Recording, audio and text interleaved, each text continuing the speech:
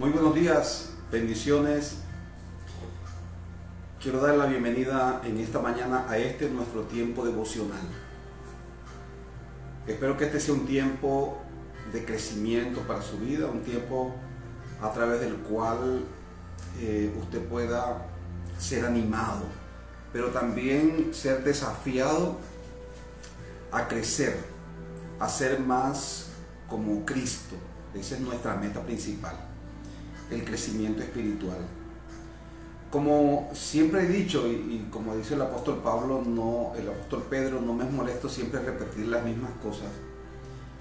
El crecimiento espiritual no es casual, no es sin intención, no es accidental. El crecimiento espiritual es intencional, es buscado. Es más, tenemos que disponer todo nuestro ser, nuestro corazón, disponer nuestra vida para poder crecer espiritualmente. Muchas veces tenemos que, y bueno, siempre debemos luchar, disciplinarnos, enfocarnos.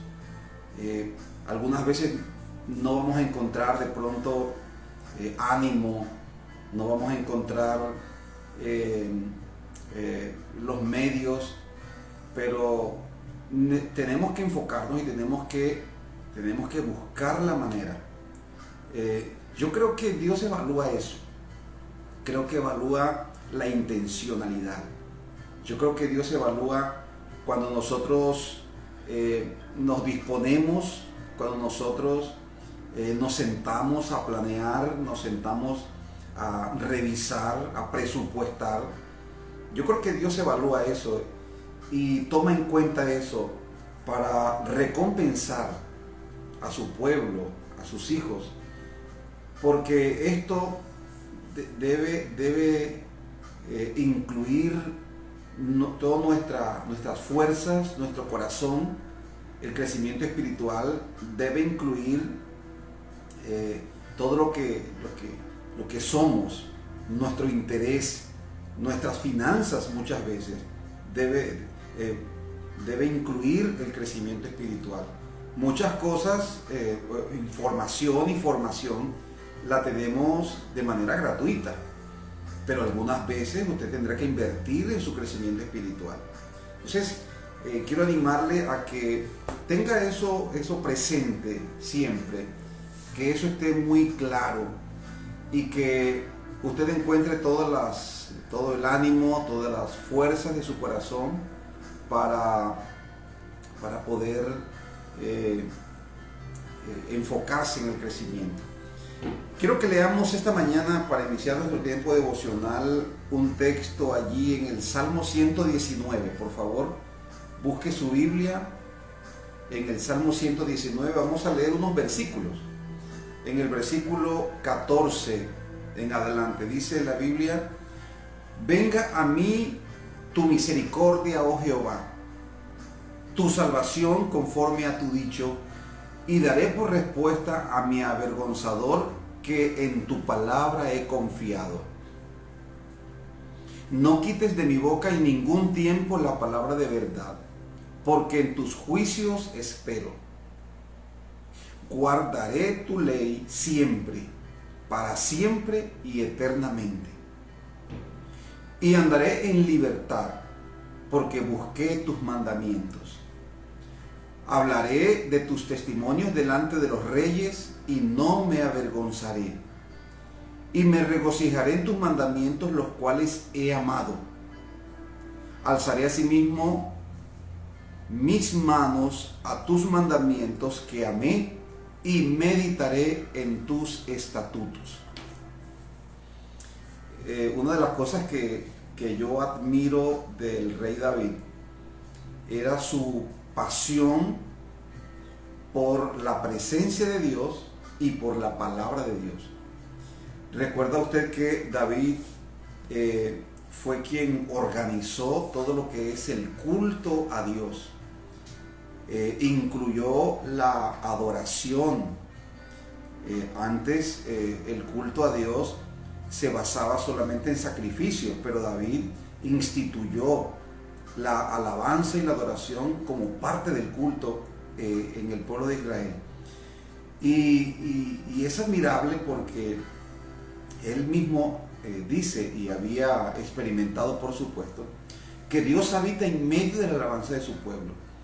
Recordará usted cuando trajo el arca del pacto que representaba la presencia de Dios, la trasladó y le construyó una tienda para que morara. Y fue él realmente quien propuso en su corazón construir un templo, porque él dijo: yo vivo en una casa hermosa, en una casa adornada, y el arca de la presencia, el arca que representa la presencia de Dios, está en tiendas. Eso no es justo. Entonces hizo los planos, reunió todo el dinero, los materiales para construir el templo, y Dios le dijo que no lo hiciera porque eso lo iba a hacer su hijo, pero hizo todo lo que pudo para poder tener bien la presencia de Dios. Pero no solamente la presencia de Dios, también la palabra. Si usted lee todo el Salmo 119, este es un himno hermoso, un himno maravilloso a lo que es la excelencia de la palabra. Y a mí me asombra David cuando dice: yo he amado y me he regocijado más en tu palabra que en los tesoros. He buscado tu palabra más que la plata. Yo creo que eso lo aprendió Salomón de su padre David. Entonces, quiero animarle a que nosotros también podamos despertar en nuestro corazón ese amor, esa pasión por la palabra de Dios. Recuerda que no solo del pan vivirá el hombre, sino que vivimos de toda palabra que sale de la boca de Dios. Vamos a tomarnos este tiempo y vamos a dar gracias a Dios por la palabra. Gracias a Dios por la enseñanza. Gracias a Dios por la instrucción. Porque tal vez nosotros cuando hablamos de palabra, muchas personas tal vez lo relacionan con las promesas de Dios y tiene algo que ver. Pero el carácter general de la palabra de Dios es instrucción. Instrucción. Por supuesto que en la palabra de Dios están las promesas de Dios, pero el carácter general y principal de la palabra de Dios es instrucción. Pablo dijo: toda la escritura es inspirada por Dios y es útil para instruir, a fin de que el hombre y la mujer de Dios sean perfectos, enteramente preparados para toda buena obra.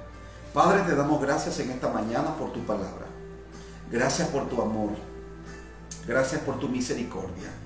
Gracias por permitirnos conocer tu palabra. Queremos, al igual que David, Señor, amar tu palabra. Que tu palabra sea una lámpara a nuestros pies, una luz, una lumbrera, Señor, en nuestro caminar. Que tu palabra, Señor, ilumine nuestra vida. Espíritu Santo, danos entendimiento, danos sabiduría para poder, Señor, comprender tu palabra. Tu palabra dice, Señor, que estas cosas maravillosas que tú has preparado para los que te aman, solamente pueden ser entendidas por medio del Espíritu Santo. Y todas esas cosas maravillosas están en tu palabra. Pero necesitamos, Espíritu Santo, que nos des la sabiduría, que nos des el entendimiento, que nos des la gracia, Señor. Padre, que se despierte en nuestro corazón una pasión renovada por tu palabra. Que tu palabra, Padre, sea nuestro alimento. Sabemos que tu palabra es verdad, que tu palabra, como dijo el Señor Jesús, esta palabra es espíritu y es vida. Así que cada vez que nos acercamos a tu palabra tenemos vida de ti, Señor.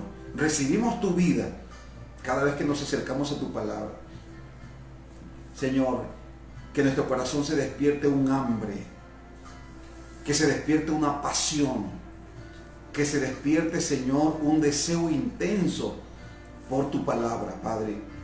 Señor, que tu palabra sea nuestra delicia. Y que, al igual que David, podamos decir: vamos a meditar en tu palabra. Que no solamente lo digamos, sino que diariamente tu palabra esté en nuestra mente y en nuestro corazón. Que tu palabra, Señor, se refleje o se exprese a través de nuestras acciones, de nuestra manera de pensar, de nuestra manera de hablar. Porque tu palabra dice que si alguno habla, debe hablar conforme a la palabra de Dios. Que si alguno ministra, ministre de acuerdo al poder que Dios le ha dado. Pero que tu palabra, Señor, es el fundamento. Tu palabra es el fundamento. Así que estamos aquí en esta mañana, dígale al Padre, aquí estamos, Señor, en este tiempo de búsqueda, en este tiempo de altar, en este tiempo, Señor, de devocional, buscando tu presencia, buscando tu palabra, Señor. Que se establezca tu palabra, tus dichos, tus testimonios, Señor, en nuestro corazón. Padre, quebrántanos en esta mañana. Quebrántanos en esta mañana. Y todo aquello, Señor, que es efímero, todo aquello, Señor, que es vano, todo aquello, Señor, que es temporal, Padre, oramos para que sea reemplazado en esta mañana por tus estatutos, por tu palabra. Padre, todo concepto equivocado, Señor, toda doctrina, toda filosofía, Señor, del mundo, Padre Celestial, que sea quebrantada por tu palabra. Danos luz, danos entendimiento para poder comprender tu palabra, para poder, Señor, meditar en ella y para poder vivir de acuerdo a ella en esta generación, como dice tu palabra, maligna y perversa, en esta generación corrompida, en esta sociedad, en este mundo, Padre, porque estamos al final, Señor, del tiempo. Y tu palabra dice que al final del tiempo, Padre, la maldad aumentará. El amor de muchos se enfriará. Y las tinieblas, Señor, estarán más activas porque saben que le queda poco tiempo. Pero nosotros, tus hijos, tu pueblo, Padre amado, queremos, como tu palabra dice, como la senda del justo, como la luz de la aurora, que va en aumento hasta que el día es perfecto, que así sean nuestras vidas en medio de este tiempo. Y cada día que nos permites vivir en esta tierra, que seamos un testimonio, Señor, de tu gracia, de tu amor, de tu misericordia. En el nombre de Jesús, para eso estamos aquí en este tiempo devocional, buscando tu rostro, buscando tu presencia, para ser cada día más como tú. En el nombre de Jesús, muchas gracias, Padre. Aleluya. Amén. Y amén. Gloria al Señor. Muy bien, queridos, son todos bienvenidos, ¿no? a este tiempo devocional. Y en estos días hemos estado hablando de un tema bastante controversial, un tema bastante candente, como lo es el tema de la sexualidad. El apóstol Pablo escribe la carta a los Corintios para dar instrucciones acerca de cómo deben corregirse algunos desórdenes que se estaban presentando en la iglesia. Y uno de esos desórdenes era la inmoralidad sexual. Los creyentes, o por lo menos un creyente, había caído en un pecado sexual, dice Pablo, que aún ni siquiera se nombraba entre aquellas personas que no eran creyentes, que ni aún se nombra, dice Pablo, entre los gentiles. ¿Cómo va a ser posible que este miembro de la comunidad se haya caído en ese pecado? Bueno, nosotros estuvimos hablando el día de ayer qué es lo que sucede muchas veces, porque un creyente dentro de la congregación termina cayendo en inmoralidad sexual. Y hemos dicho que la inmoralidad sexual no solamente, o que la fornicación no es solamente, bueno, como se ha interpretado, exclusivamente de las relaciones sexuales que se tienen antes del matrimonio, o las personas solteras, el libertinaje sexual que tienen las personas antes de casarse. Hemos dicho que esta fornicación no se está refiriendo a la manera tradicional que tienen muchos de interpretar la fornicación, que es la unión libre, sino que este texto es mucho más amplio, esta palabra es mucho más amplia. La inmoralidad o la fornicación, de la cual habla Pablo aquí, es un término que es amplio e involucra todo tipo de desorden sexual. Entonces, cuando Pablo habla de inmoralidad sexual, dice, se oye fornicación, de cierto se oye que hay entre vosotros fornicación. Entre vosotros hay fornicación.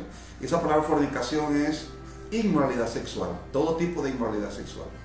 Ahora, Pablo se enfoca en un caso específico y era el caso de un hombre que le había quitado su madrastra a su papá. Y entonces él estaba conviviendo con la madrastra. Ahora, la ley de Dios dice que eso está prohibido. No puede un hombre, y de hecho, antes de entrar al texto, quiero que leamos rápidamente lo que dice Deuteronomio 22:30, por favor. Usted que está allí, quiero que busque la Biblia para que vayamos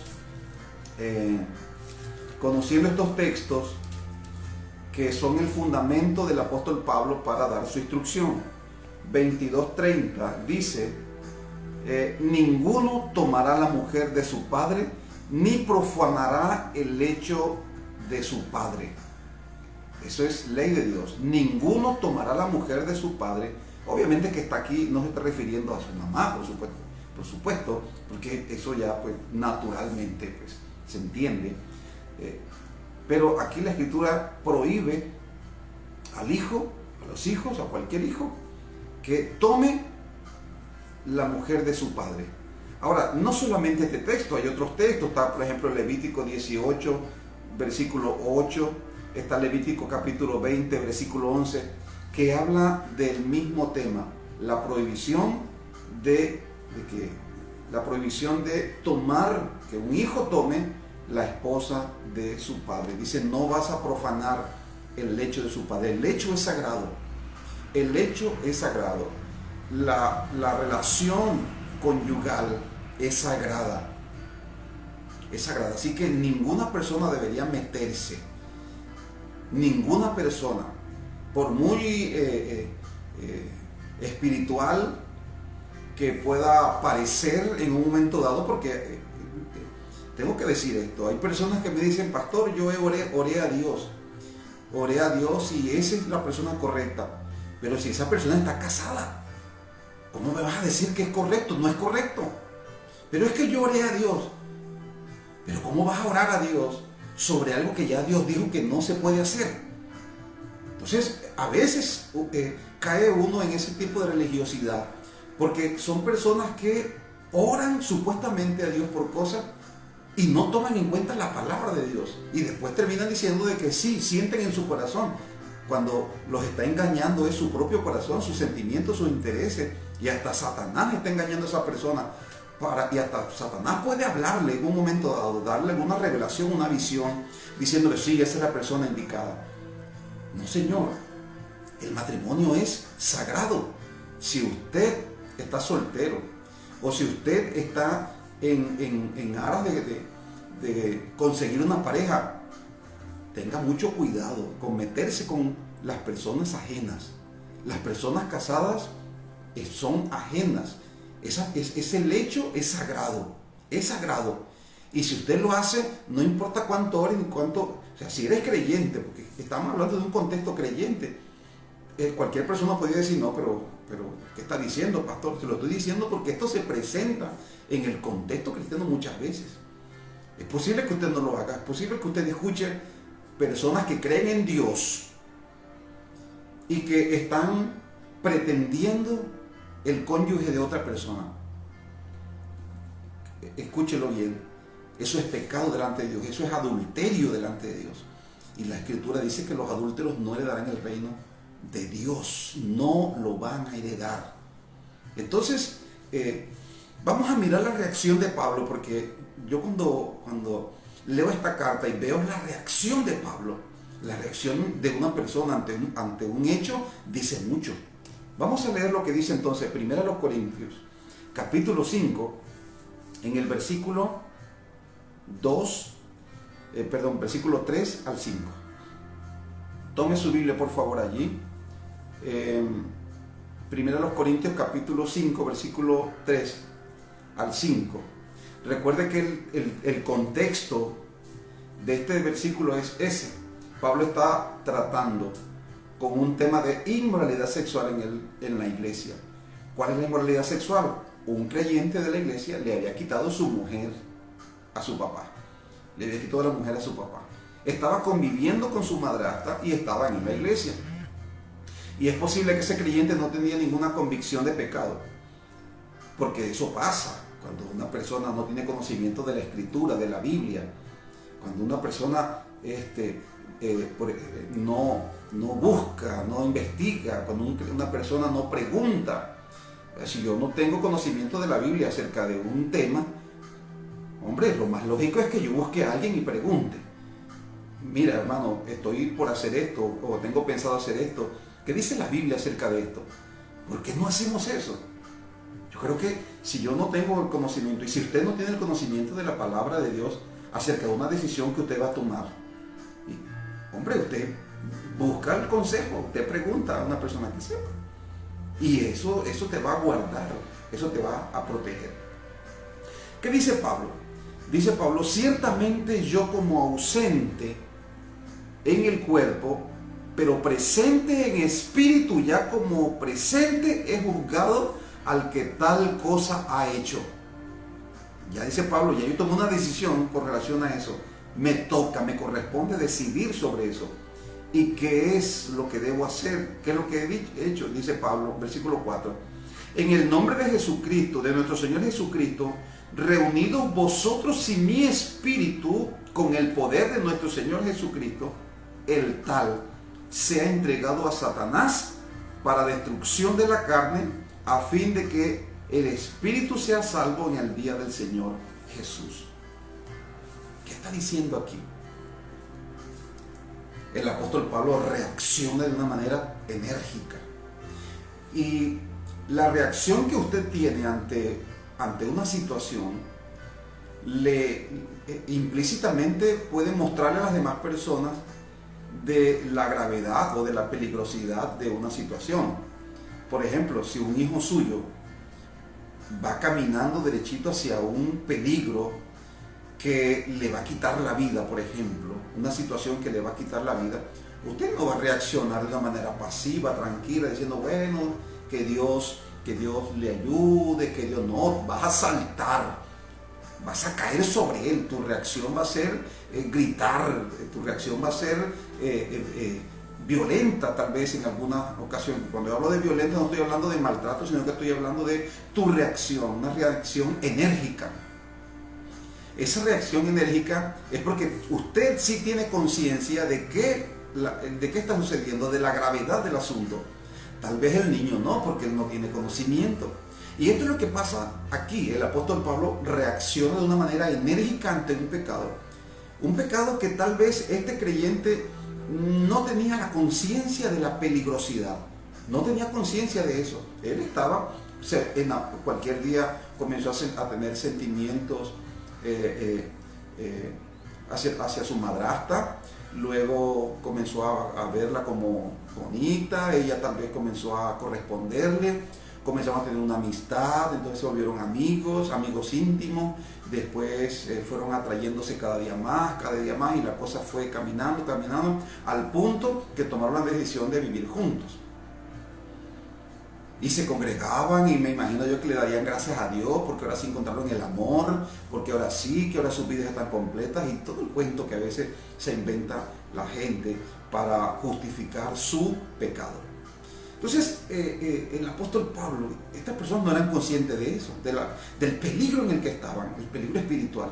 Tal vez era algo normal, cotidiano en el contexto en el cual estaban en Corinto, que era una ciudad de las más corruptas en la parte sexual en la época. Pero estos creyentes no eran conscientes de esa realidad. Cuando el apóstol Pablo se entera de esto, reacciona de una manera enérgica y dice, ¿cómo se les ocurre a ustedes? ¿Ustedes no han hecho nada frente a este hecho? No han hecho nada. Entonces el apóstol Pablo dice, ya yo he tomado una decisión, que el tal sea entregado a Satanás para la destrucción de la carne, porque parece que esta persona no quería arrepentirse de su pecado. Parece que estaba enviciado, parece que no quería dejar el pecado.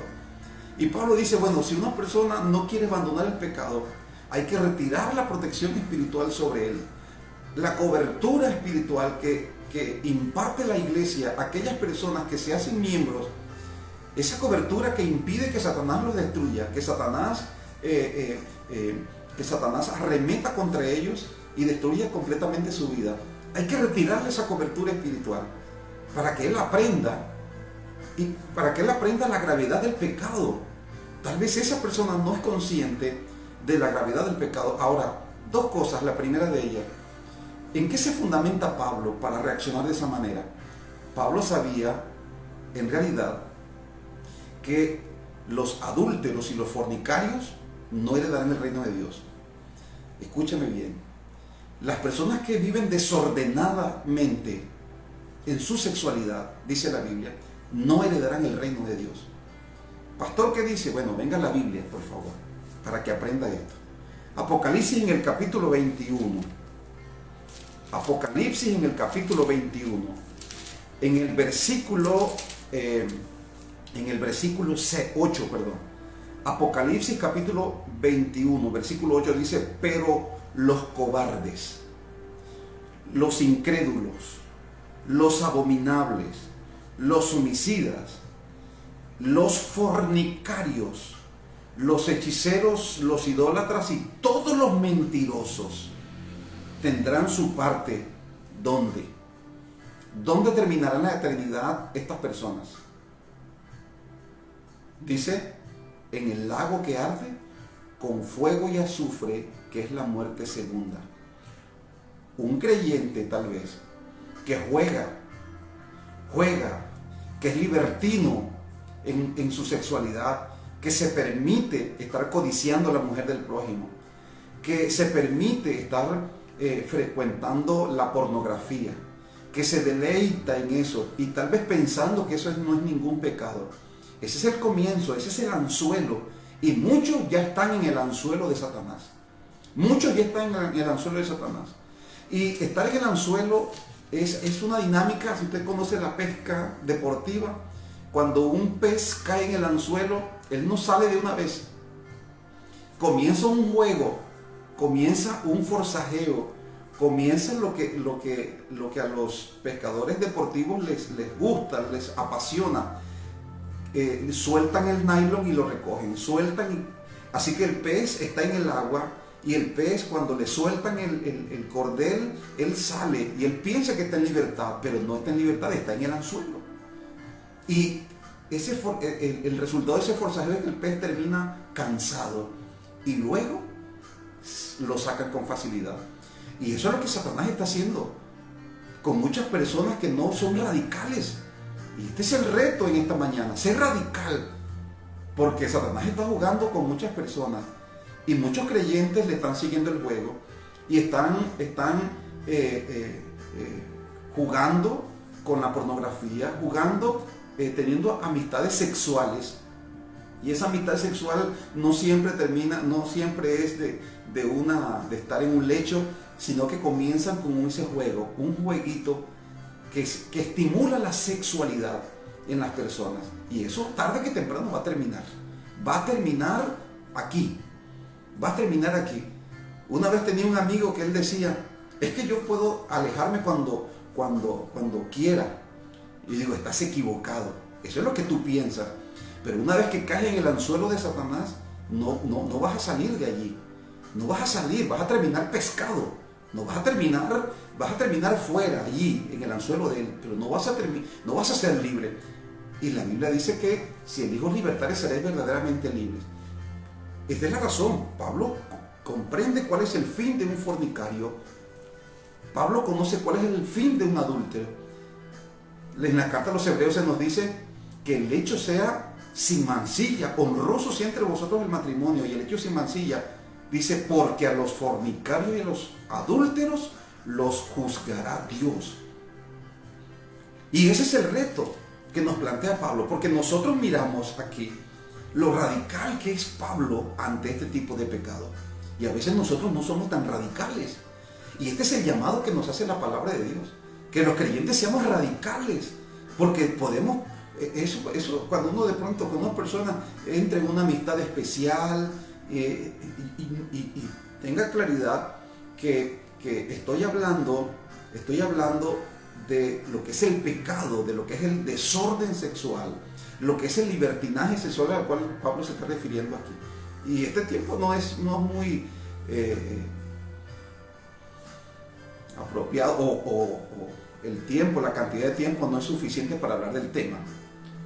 Pero quiero que nos quedemos con algo. Quiero que nos quedemos con la reacción de Pablo. Pablo era radical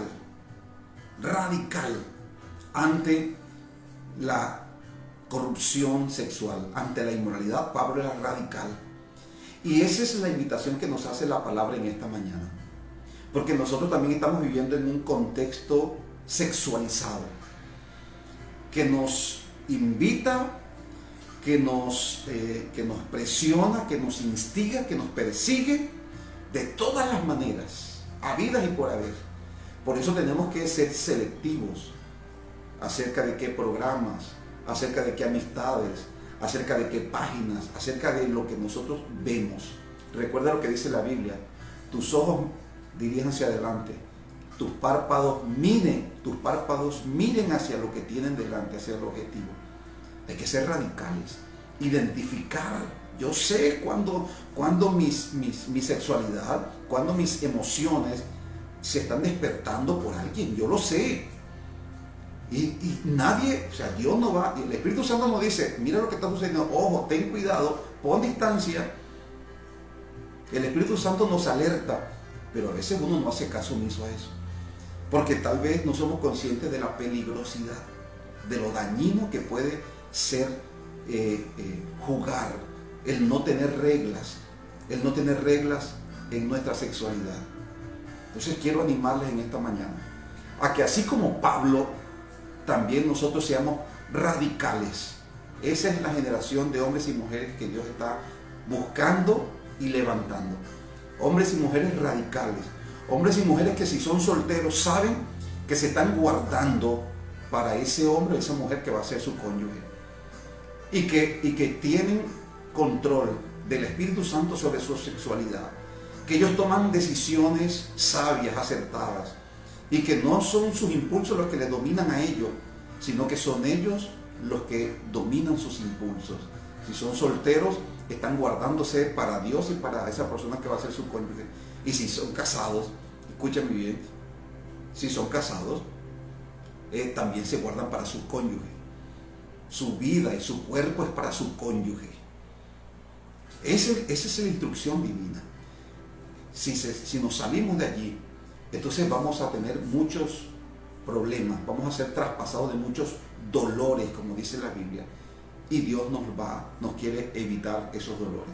Así que la invitación, mis queridos, en esta mañana es ser radical ante la inmoralidad sexual, como quiera que se presente, como quiera que se presente, como quiera que se presente.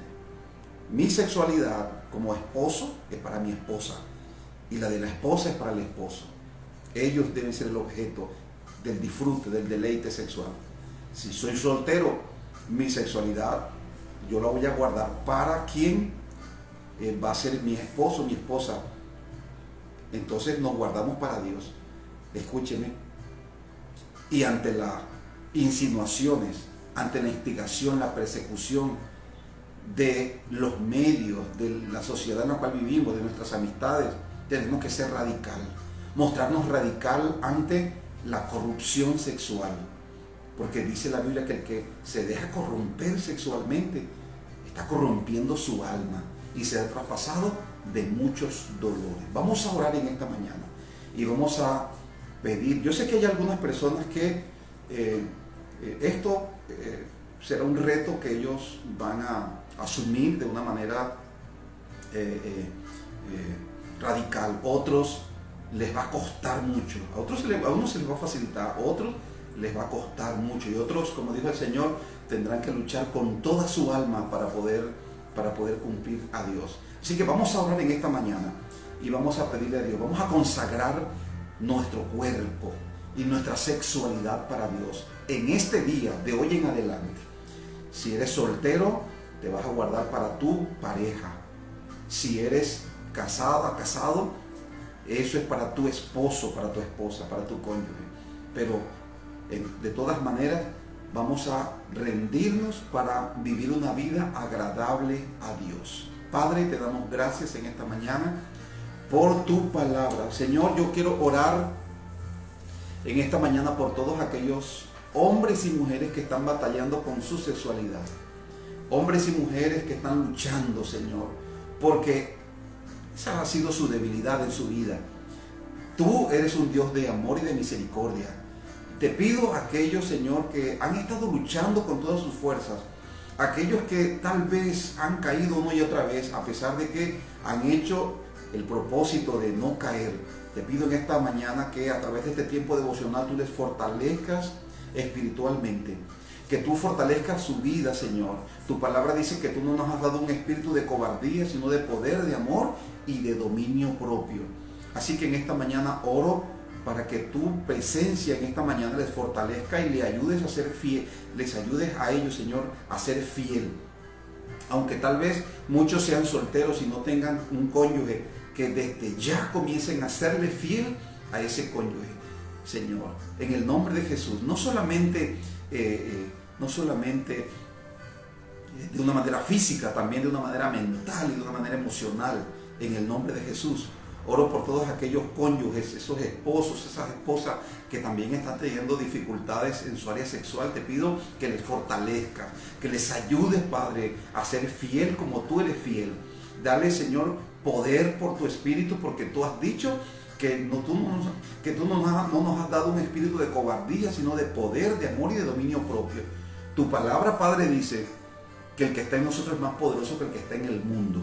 Así que este sea un día en el cual tus hijos, Señor, tengan victoria, puedan decir no a la corrupción que les rodea, a la corrupción que les invita, en el nombre de Jesús, que ellos puedan tener la fuerza de voluntad para decirle no a la corrupción de este mundo, a la corrupción sexual en este mundo, y puedan vivir una vida agradable a ti. Dígale al Padre en esta mañana: yo acepto el reto, Padre, el día de hoy, de ser radical. Voy a eliminar, voy a cortar, voy a apartarme de todo lo que me esté invitando, de todo lo que me esté invitando, Señor, a corromper mi sexualidad. Me voy a apartar en el nombre de Jesús. Y mis ojos van a ver lo que es correcto, lo que es recto, lo que está bien, en el nombre de Jesús. Amén y amén. Queridos, Dios les bendiga. Sé que este es un tema bastante complejo, es difícil, pero la Biblia dice que el Espíritu Santo nos ayuda en nuestra debilidad. Usted todo lo puede en Cristo que le fortalece. Vamos a ser hombres y mujeres que guardan su sexualidad, que viven y regulan, controlan su sexualidad conforme a la instrucción divina. Vamos a vivir así, vamos a ser radicales también. Vamos a ser radicales en este día. Que Dios le bendiga poderosamente y que Dios le dé éxitos en su propósito de ser hoy más como Cristo.